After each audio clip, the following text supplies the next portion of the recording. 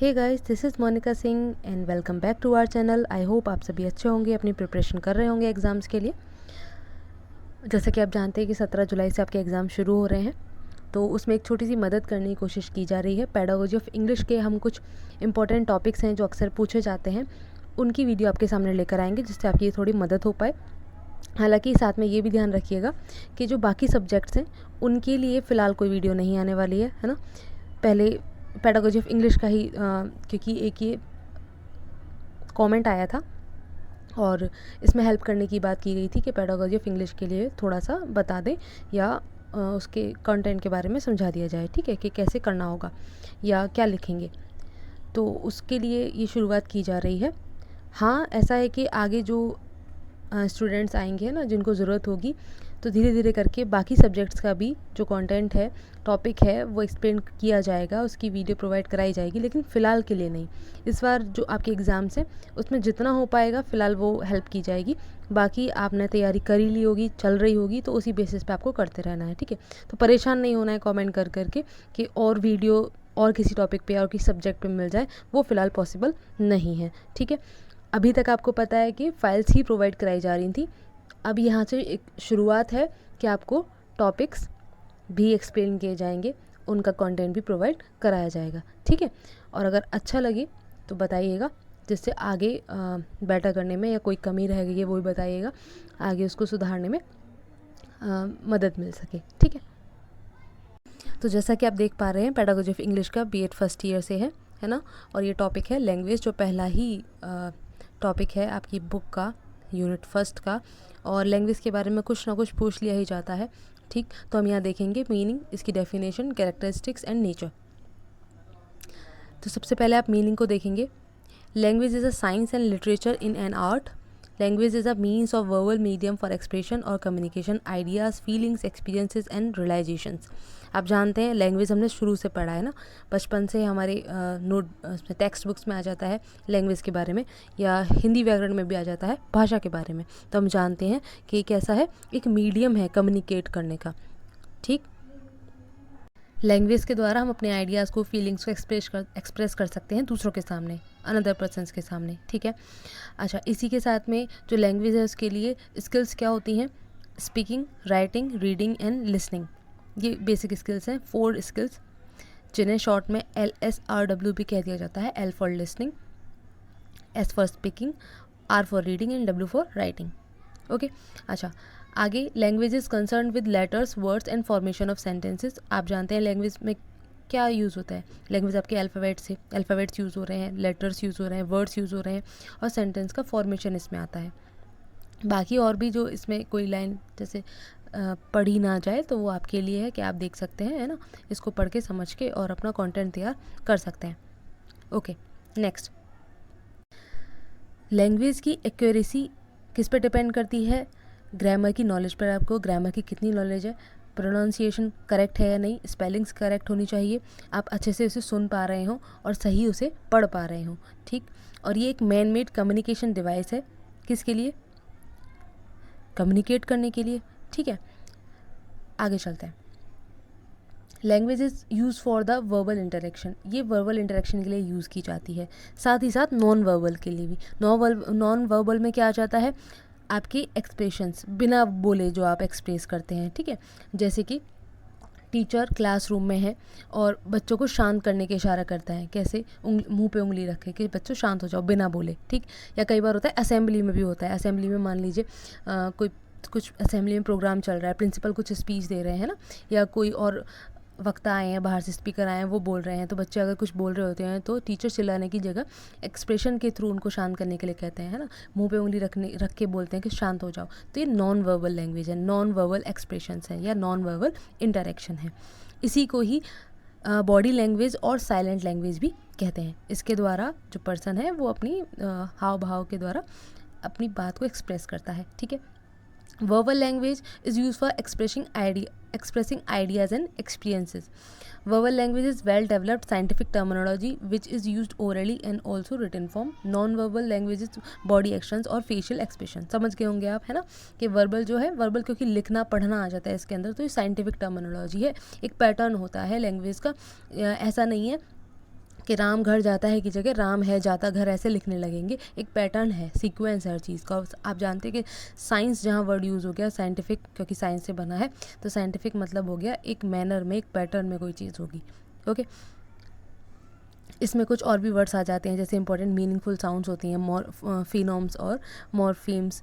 ठीक है, आगे चलते हैं। Language is an essential part of human life. आप जानते हैं बिना लैंग्वेज के तो कुछ है ही नहीं, है ना। आप अपनी बात कैसे कहेंगे, लैंग्वेज के थ्रू ही कहेंगे, चाहे वो वर्बल हो या नॉन वर्बल हो, साइन लैंग्वेज हो, रिटेन हो, ओरल हो, जो भी हो। Okay,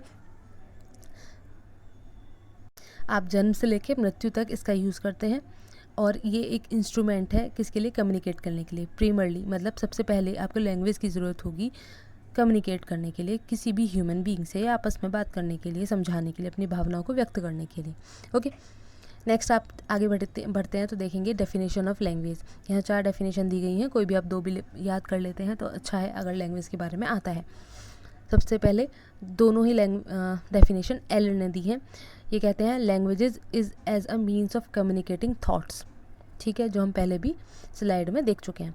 language is a means of social control, ये एल कहते हैं। क्यों सोशल कंट्रोल क्यों है, क्योंकि लैंग्वेज ह्यूमन बींग्स यूज़ करते हैं। ह्यूमन बींग्स एक सोशल एनिमल है, सोसाइटी का पार्ट है, तो ये सोशल कंट्रोल का मीन्स है, साधन है लैंग्वेज।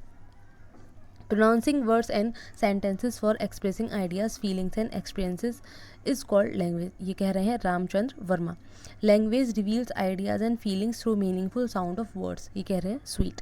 ओके, नेक्स्ट चलते हैं तो आगे आपके लिए है कैरेक्टरिस्टिक्स ऑफ लैंग्वेज।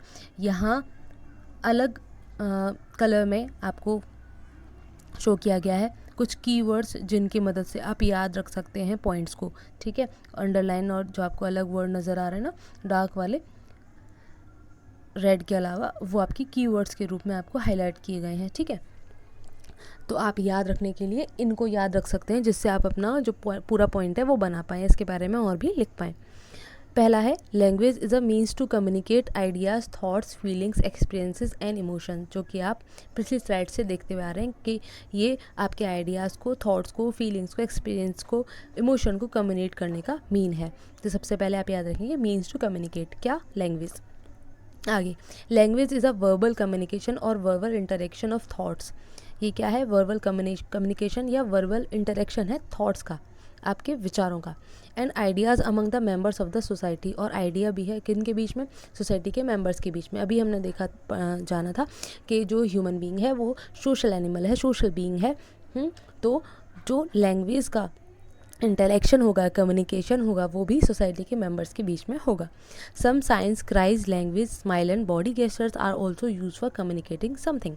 अब देखिए ये किसके लिए आया, आप देख सकते हैं जो बच्चा है, बच्चा रोता है, स्माइल करता है ना, या हाथ पैर मार के कुछ एक्टिविटी करता है जब तक वो बोल नहीं पा रहा है, तो उसके लिए वो लैंग्वेज है। माँ समझ जाती है ना आसानी से कि बच्चा उसको क्या चाहिए, रो रहा है तो उसको सुसु पॉटी आया है या फिर उसको दूध पीना है ना, माँ जान जाती है। तो या उसके और भी कोई साइंस होते हैं उनसे वो समझ जाती हैं, ये क्या हुआ, लैंग्वेज हुआ। ठीक है, किसके लिए, माँ और एक बच्चे के बीच में। आगे, language is the god given gift और boon for human being on other animals and species can use a language. देखिए जो अदर एनिमल्स या स्पीसीज हैं उनकी चाहे अपनी भाषा हो, ठीक है, वो खैर वही समझ सकते हैं, लेकिन यहाँ स्पेशली जो फोकस किया गया है वो ह्यूमन बीइंग की लैंग्वेज पर किया गया है कि एक वो गॉड गिवन गिफ्ट है, कि भगवान का दिया हुआ गिफ्ट है या बून है, आशीर्वाद है, जो कि ह्यूमन को मिला है लैंग्वेज के रूप में। ठीक है, इसके अलावा और कोई भी बीइंग नहीं है जो लैंग्वेज को यूज़ करता हो ह्यूमन की तरह। ठीक है, आगे, language is the system of systems which includes phonemes, morphemes, semantics and syntax. अब देखिए आपने ग्रामर में ये ज़रूर पढ़े होंगे अगर आप इंग्लिश के स्टूडेंट हैं, है ना, कि फिनोम्स, मॉर्फीम्स, सिमेंटिक्स एंड सिंटैक्स क्या होते हैं। अच्छा, तो कीवर्ड क्या है इसका, सिस्टम ऑफ सिस्टम्स। अभी हमने देखा था पीछे कि साइंटिफिक टर्मिनोलॉजी होती है। अब जब हमने बताया साइंस की बात है, मतलब हाँ सीक्वेंस में चीज़ें होंगी, एक मैनर में चीज़ें होंगी, मतलब एक सिस्टम बना हुआ होगा। तो लैंग्वेज सिस्टम ऑफ सिस्टम्स है। क्यों, क्योंकि फिनोम्स, मॉर्फीम्स, सिमेंटिक्स और सिंटैक्स, इनके लिए भी कोई ना कोई सिस्टम वर्क कर रहा होगा, कोई एक पैटर्न होगा, कोई एक रूल होगा। ठीक है, तो ये एक कुछ अलग अलग सिस्टम्स हो गए जिनके मिलने से पूरी लैंग्वेज तैयार होती है, तो इसलिए सिस्टम ऑफ सिस्टम्स कहा गया है। आगे, language is a powerful instrument और tool which has made human civilisation and culture. अब देखिए, लैंग्वेज आपका पावरफुल इंस्ट्रूमेंट और टूल है जो ह्यूमन सिविलाइजेशन और कल्चर को बनाता है या उसको बनाने में मदद करता है, या आप कह सकते हैं कि आपकी जो जैसे पूर्वज रहे है ना हमारे, आप देखते हैं कि शास्त्र हो गए, ग्रंथ हो गए, या और भी आत्मकथाएं हो गई, तो वो किस फॉर्म में, लैंग्वेज के फॉर्म में ना, रिटन फॉर्म में हो गई, या काफ़ी सारी चीज़ें हैं कि अब तो लिखित में हो गई हैं, पहले कही जाती थी, है ना। गुरुकुल में जब पढ़ाई होती थी तो वेद मंत्र वगैरह सब सुनाए जाते थे ना, सुनते थे, बोले जाते थे, ठीक है। तो ये किसके थ्रू हो रहा है, लैंग्वेज के थ्रू हो रहा है कि ट्रांसफ़र हो रहा है एक सिविलाइजेशन से दूसरी सिविलाइजेशन में, तो इसलिए ये पावरफुल इंस्ट्रूमेंट और टूल है। Language is a uniquely human trait shared by the culture so diverse and by individuals physically and mentally so unlike one another। देखिए, ये यूनिकली ह्यूमन ट्रेट है, हर एक पर्सन का वेरी करता है, फिजिकली मेंटली इंडिविजुअल के according वो change होता है, जिसकी वजह से हर किसी का सेम नहीं होता। आप देखेंगे बात करने का तरीका लोगों का, या उनका एक्सेंट है, या उनकी टोन है, सब में डिफरेंस थोड़ा थोड़ा आपके मिलेगा, तो इसलिए यूनिकली ह्यूमन ट्रेट है। लैंग्वेज इज़ द साइंस और knowledge of alphabets, word, sentence and grammatically relationships between words. देखिए, लैंग्वेज क्या है, साइंस है या नॉलेज है अल्फ़ाबेट्स, वर्ड्स और सेंटेंस का, साथ ही साथ ये रिलेशनशिप है, ग्रामेटिकल रिलेशनशिप है वर्ड्स के बीच में। नेक्स्ट स्लाइड पर चलते हैं, ये भी अभी कैरेक्टरिस्टिक्स ही चल रही हैं। क्या कह रहे हैं आगे, language is a social and cultural not a biological inherited function. अभी हमने पीछे जैसे पढ़ा कि क्योंकि ह्यूमन बीइंग सोशल है ना, साथ ही साथ उसमें कल्चर होता है, तो ये लैंग्वेज भी सोशल और कल्चरल होती है, ना कि बायोलॉजिकली इनहेरिटेड होती है। मतलब अगर कोई बच्चा जापान में जन्मा है, ठीक है, और या मान लीजिए उसके माता पिता जापानी हैं और उसने जन्म लिया अमेरिका में या इंडिया में, और उसको वातावरण कैसा मिल रहा है, अमेरिका में रह रहा है तो अंग्रेज़ी मिल रही है, इंग्लिश बोलने वाले लोग मिल रहे हैं, इंडिया में है तो हिंदी बोलने वाले लोग मिल रहे हैं, तो जो वो सीखेगा लैंग्वेज को, वो वहाँ की लैंग्वेज को सीखेगा अपनी एनवायरनमेंट के अकॉर्डिंग, ना कि उसको जापानीज़ वो सीखेगा, ठीक है। जब तक कि उसके सामने जापानीज़ नहीं बोली जाएगी तो वो सीखेगा ही नहीं। तो इसलिए कहा गया है कि बेशक उसके माता पिता बायोलॉजिकली जापानीज़ हैं, लेकिन उसको लैंग्वेज तो जापानीज़ नहीं आती, बच्चों को लैंग्वेज नहीं आती है जापानीज़। तो इफ़ेक्ट किसका हुआ, सोशल का और कल्चरल इफेक्ट हुआ उसके ऊपर। Okay, next, the skills of a language are reading, writing, speaking and listening are acquired. Okay, ये हम पहले भी देख चुके हैं, है ना, जब मीनिंग में देखा था कि ये स्किल्स हैं लैंग्वेज की, LSRW शॉर्ट में आप याद रख सकते हैं। Language is a highly structured system, ये स्ट्रक्चर्ड मतलब संरचनात्मक सिस्टम होता है, एक संरचना होती है, which permits an infinite range of permutation. The structure is based on semantics and grammatical relationship between words. Next है, language is dynamic in nature, language बदलती रहती है हर दिन, या कह सकते हैं हर समय, कुछ समय बाद आपकी लैंग्वेज में कुछ ना कुछ नए वर्ड्स जुड़ते रहते हैं, कुछ वर्ड्स निकलते रहते हैं, हटते रहते हैं, तो इसलिए ये नेचर में कैसी हुई, डायनामिक हुई, कि चेंज होती रहती है। हम ये नहीं कह रहे कि पूरी तरह चेंज हो जाएगी, लेकिन बदलाव आता है, हाँ, लेकिन ऐसा भी है कि काफ़ी लंबे अंतराल के बाद इसमें भी बदलाव आता है। जैसे आप देखेंगे आज अंग्रेज़ी चल रही है, लेकिन आपने बहुत बार पढ़ा होगा कि कोई भी वर्ड है, ये वर्ड लैटिन वर्ड से आया है, ये वर्ड ग्रीक वर्ड से आया है, इस तरीके से बोला जाता है। इसका मतलब क्या हुआ, पुराने समय में इंग्लिश लैंग्वेज थी ही नहीं, इंग्लिश लैंग्वेज एक्चुअली बहुत सारी अलग अलग लैंग्वेज के वर्ड से लिया हुआ मिक्सचर है, उसकी खुद कोई फॉर्मेशन नहीं है, लेकिन आज के समय में वर्ल्ड वाइड क्या बोला जाता है, इंग्लिश बोला जाता है। लेकिन आप जानते हैं, आपने देखा है, जब ग्रीक और लैटिन का नाम लिया जा रहा है तो एक समय रहा होगा जब ग्रीक और लैटिन लैंग्वेज यूज़ की जाती होगी, ठीक है, क्योंकि ये लैंग्वेज डायनामिक है नेचर के अंदर, तो समय रहते हुए वो बदल गई। अब ग्रीक और लैटिन परफेक्टली उस फॉर्म में यूज़ नहीं की जाती हैं, बल्कि उससे इंस्पायर होकर इंग्लिश के काफ़ी सारे वर्ड्स बन गए हैं। नेक्स्ट है आपका, language is the form of acquired skills and competencies related to cognitive and psychomotor domains। Language acquired मतलब अपनाई गई या प्राप्त की गई स्किल है या कॉम्पिटेंसीज है, ठीक है, किसके थ्रू, कॉग्निटिव और साइकोमोटर डोमेन्स के थ्रू। ये इनहेरिटेड नहीं है, जैसा कि हमने पहले देखा था। नेक्स्ट आपका आता है नेचर ऑफ लैंग्वेज। आप देखेंगे अब नेचर कैसा है लैंग्वेज का। सबसे पहले कॉम्प्लेक्स होल, क्योंकि बहुत सारा है ना, आपने देखा कि सिस्टम्स हैं, सिस्टम ऑफ सिस्टम है लैंग्वेज। स्ट्रक्चर्स का जो फॉर्मेट है स्ट्रक्चरल होता है, ठीक है, ये साइंटिफिक टर्मिनोलॉजी होती है, मतलब बहुत सारी चीज़ें हैं इसके अंदर, तो इसलिए कॉम्प्लेक्स होल है, सिंपल नहीं है, ठीक है। It has clearly a kind of control, आपने देखा कि सोशल कंट्रोल है तो वहीं से आया है ये कि it has clearly a kind of control, ये एक प्रकार का कंट्रोल का माध्यम है। It involves oral communication. It is essentially speech. It is always rational. It is dynamic and not a static phenomena. It is an arrangement of oral and written signs, symbols and words. Language is a unity. It is organic entity and not a compartmental piece. It cannot be conceived of piecemeal. ठीक, समझ गए होंगे। ऐसा last वाला अगर हम देख सकते हैं कि लैंग्वेज एक यूनिटी, पूरे एकता के रूप में एक साथ यूज़ की जाती है। ऐसा नहीं एक पार्ट आप अलग यूज़ करें, एक पार्ट अलग यूज़ कर रहे हैं, ऐसा नहीं है। पीस मील की तरह आप यूज़ नहीं कर सकते, एक एक टुकड़ा इसका लैंग्वेज का यूज़ नहीं कर सकते हैं। पूरा एक फॉर्मेशन है लैंग्वेज का, वो उसी तरीके से एज अ होल यूज़ किया जाता है। Next, language is revolutionary in nature, evolutionary in nature. आपने देखा डायनामिक है तो इसमें इवोल्यूशन भी होता है। जैसे हमने बताया कि पहले एक समय में ग्रीक और लैटिन लैंग्वेज यूज़ होती थी, लेकिन आज इंग्लिश लैंग्वेज यूज़ होती है उनसे इंस्पायर होके, ठीक है। या हिंदी की बात करें तो पहले की जो आप कविताएं वगैरह भी देखेंगे, या इससे पहले आप वैदिक काल की बात करें तो संस्कृत भाषा यूज़ होती थी जन सामान्य में, सोसाइटी में, लेकिन आज के समय में आपकी हिंदी यूज़ हो रही है। और हिंदी भी ये प्योर हिंदी नहीं है, मतलब हिंदी भी काफ़ी सारे वर्ड्स का मिक्सचर है। संस्कृत से कुछ वर्ड्स ले गए, कुछ वर्ड्स फारसी के आज हम अपने हिंदी में पाते हैं, है ना। इसी तरीके से अलग अलग वर्ड्स हमारी हिंदी के अंदर भी मिले हुए हैं। आगे, language is a means to communicate one's thought, feelings and experiences.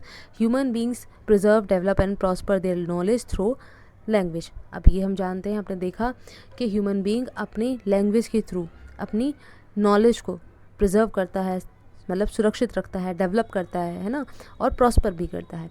The nature of language differs according to its geographical, social and psychological basis. अब देखिए, नेचर ऑफ लैंग्वेज अलग अलग आपके बेसिस पर अलग अलग होगा।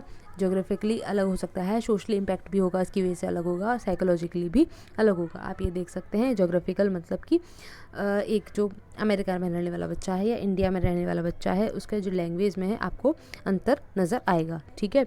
सोशली भी एक बच्चा है जो ऐसे परिवार में रहता है जहाँ बहुत ज़्यादा लड़ाई झगड़े होते हैं, और एक बच्चा है जहाँ बहुत शांत स्वभाव से और बहुत अच्छे आचरण से बच्चे को रखा जाता है, तो दोनों में वहाँ सोशली डिफरेंस होगा, ठीक है। इस तरीके से नेचर ऑफ लैंग्वेज डिफ़र करते हैं। It involves the process of thinking and speaking. It adopts two main forms, oral and written. यहाँ ये आपका टॉपिक ओवर हो जाता है। कोई कमी रह गई हो तो बताइएगा, और अगर इससे हेल्प हो पाई हो तो भी बताइएगा, ठीक है। कमेंट मस्ट है, बताइएगा कैसा रहा वीडियो। और इसी के साथ में एक कॉमन टॉपिक और है पेडागोजी का, माइक्रो टीचिंग, जो कि मैंने काफ़ी पहले कराया था जब ये चैनल शुरू ही हुआ था, उसके कुछ समय बाद ही। तो वो वाली जो वीडियो है वो भी मैं इसी के प्लेलिस्ट में ऐड कर दूँगी, तो आप माइक्रो टीचिंग वाली वीडियो भी देख लीजिएगा, ठीक है। उसमें कम्प्लीटली आपको माइक्रो टीचिंग समझाया गया है। ओके, तो नेक्स्ट वीडियो में मिलते हैं, तब तक के लिए नमस्कार। Thanks for watching.